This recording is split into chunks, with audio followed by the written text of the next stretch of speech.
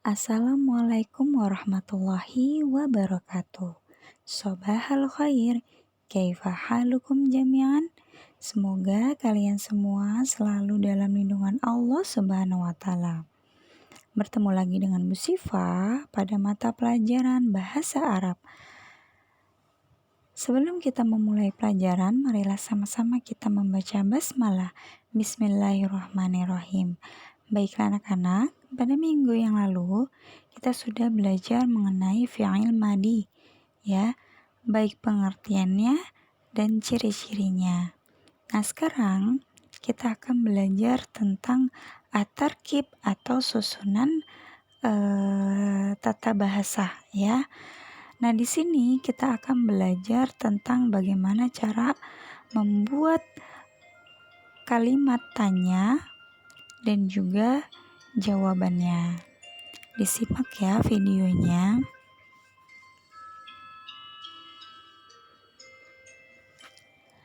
Susunan kata pada kalimat istifham atau kalimat tanya.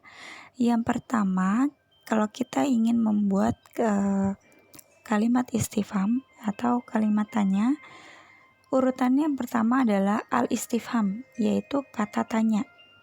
Jadi misal apakah, di mana, nah itu urutannya paling pertama. Kemudian yang kedua adalah al-fi'lu, kata kerja. Ya, nanti kita menggunakan fi'il madi kata kerjanya. Yang ketiga adalah fa'il, yaitu pelaku atau orang yang melakukan.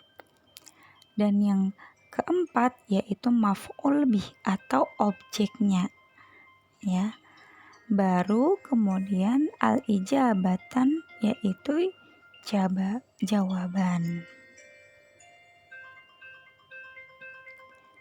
Sebelum kita membuat kata tanya, kalimat tanya, kita flashback mengenai kata tanya, ya. Sama dengan bahasa Inggris ya, ada 5W1H. Nah, di bahasa Arab pun ada kata tanyanya. Yang pertama adalah hal. Ya. Apakah? Nah, hal ini menanyakan sesuatu ya dengan jawaban na'am atau la. Na'am itu ya, la itu tidak. Kemudian madza, apa yang, ya. Ketiga, kaifah, menanyakan prosesnya atau bagaimana, ya. Kemudian man, yaitu siapa, menanyakan seseorang. Kemudian mata, kapan, menanyakan waktu. Aina, di mana, jawabannya berupa tempat. Dan kam, yaitu berapa.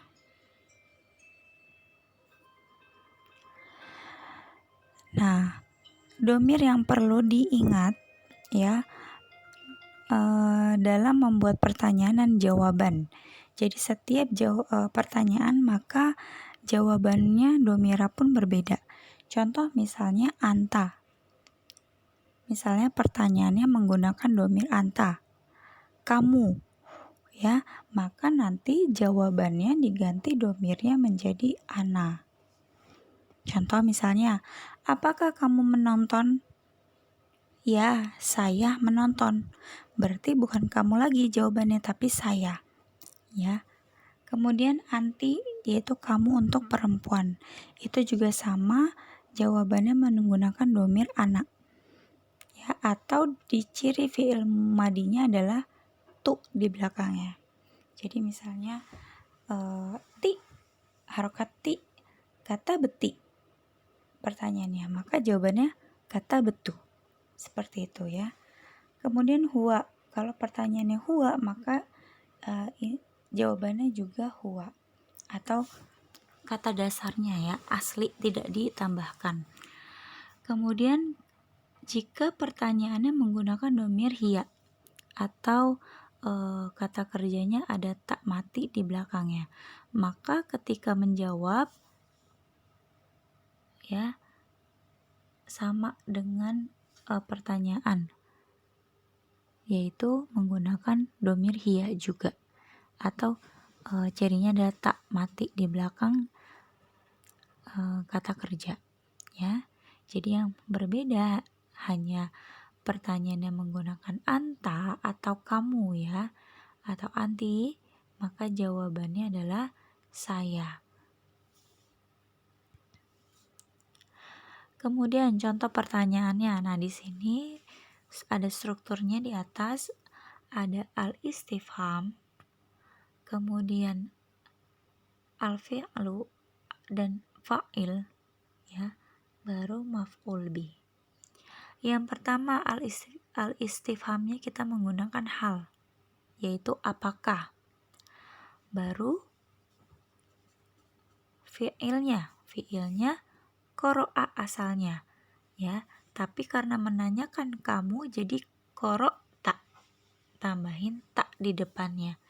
Jadi kamu membaca ya, kamu membaca, kamunya ada di tak.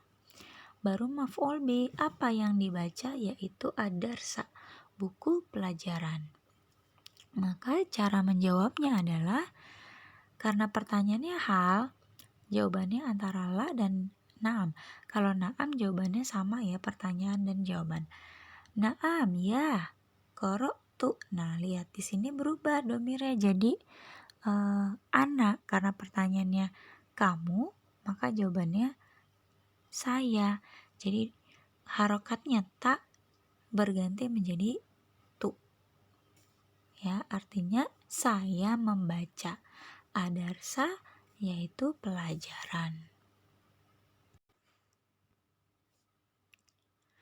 Contoh pertanyaan lagi, masih al-istifham di paling depan ya.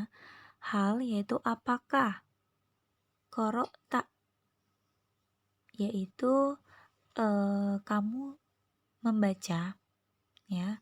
Tak itu berarti domir anta. Ad-darsa maf'ul bihnya pelajaran ya. Apakah kamu telah membaca pelajaran? Nah, ini untuk jawaban yang la. La qara'tu darsa. Nah, di sini yang tadinya qara'ta pada pertanyaan berubah menjadi qara'tu pada jawaban, karena artinya saya ya. Tidak, saya tidak membaca pelajaran. Atau boleh menjawabnya la qara'tul majalah. Tidak, saya sedang membaca majalah ya. Nah, di sini kalau untuk jawaban la berbeda pertanyaan dan jawabannya. Di sini sama qara'tu. Tu itu berarti kembali ke domir anak, saya.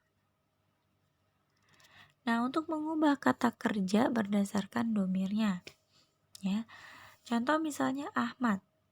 Kataba Ahmad al-wajibal manziliyah. Ahmad telah menulis PR ya. Kataba Ahmad ini menunjukkan, menceritakan ke orang ya, berarti dia pakai domir huwa ya. Kataba itu menggunakan domir huwa ya. Diubah sekarang, tadi kan Ahmad itu laki-laki, diubah ke Fatimah, kita menceritakan Fatimah, artinya domirnya berganti menjadi hiya. Ciri hiya pada fi'il madi ada tak mati di belakangnya. Jadi yang tadinya kataba berubah menjadi katabats. Fatimah wajibal manziliyah. Fatimah telah menulis PR.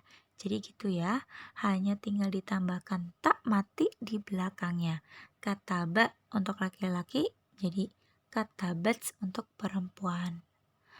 Zahaba untuk dia laki-laki, zahabats untuk dia perempuan.